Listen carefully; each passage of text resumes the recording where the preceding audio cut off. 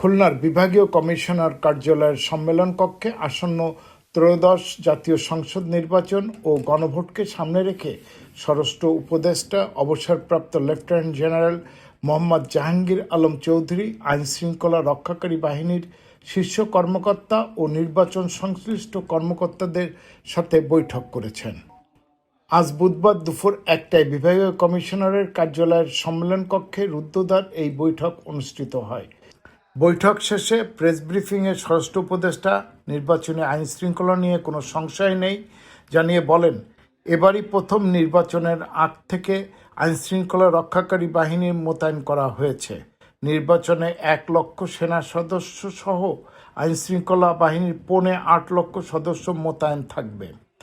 ব্যবহার করা হবে আধুনিক প্রযুক্তি। গুরুত্বপূর্ণ হিসেবে চিহ্নিত কেন্দ্রগুলো নিরাপত্তায় আইনশৃঙ্খলা বাহিনীর বেশি সদস্য নিয়োগ থাকবে।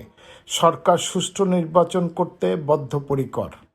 নির্বাচনকালীন জন্য 7 দিন, ইলেকশনের আগে 4 দিন, ইলেকশনের দিন এবং ইলেকশনের পরে 2 দিন থাকবে। আর প্লাস এবারের মতো আধুনিক প্রযুক্তি কোনো সময় ব্যবহার হয়নি। আর এবারের মতো এত সংখ্যক ফোর্সও কোনো দিন ব্যবহার হয়নি। আর এবারের মতো এত আগে সব ফোর্সও ডিপ্লয় হয়নি। প্রতিটা কেন্দ্রে সিসিটিভি থাকবে, বডি ক্যাম থাকবে, তারপরে আপনার ডগ স্কোয়াড থাকবে, ড্রোন থাকবে, মানে কোনো কিছুর অভাব নেই। আল্লাহ দিন আগামী 12 তারিখে যে আমাদের জাতীয় নির্বাচন, ওই সম্বন্ধে থেকে আলাপ হয়েছে। এখন তাদের প্রস্তুতি খুবই ভালো, তাদের এখানে প্রস্তুতি খুবই ভালো। এলাকার আইনশৃঙ্খলা পরিস্থিতি ভালো হচ্ছে এবং থাকবে। আর এই অঞ্চলে নির্বাচন খুব সুষ্ঠু, শান্তিপূর্ণ এবং নির্বিঘ্নে হয়ে যাবে এবং খুব উৎসবমুখর হবে। আপনারা জানেন প্রায় 1 লক্ষের উপরে সেনাবাহিনী, 5,000-এর মতো নৌবাহিনী, 4,000-এর মতো কোস্টগার্ড, নেভি আছে 3,500-এর মতো, আমাদের পুলিশ আছে প্রায় 1.5 লক্ষের মতো, 37,000 আছে আমাদের কি বলে বিজিবি, এবং র্যাব আছে প্রায় 9,000-এর মতো।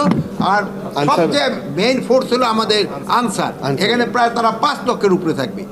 বৈঠকে স্বরাষ্ট্র সচিব, র্যাবের মহাপরিচালক, পুলিশ সদর দপ্তরের অতিরিক্ত আইজিপি, খুলনার বিভাগীয় কমিশনার, 10 জেলার জেলা প্রশাসক ও পুলিশ সুপার, নির্বাচন কর্মকর্তা, সেনাবাহিনী, নৌবাহিনী, বিজিবি, পুলিশ সহ বিভিন্ন ইউনিট প্রধান, আনসার, ভিডিপির কর্মকর্তারা অংশ নেন। পরে বৈঠক শেষে উপদেষ্টা রাজশাহীর উদ্দেশ্যে খুলনা ত্যাগ করেন। S M Habib, ATN Bangla, Khulna.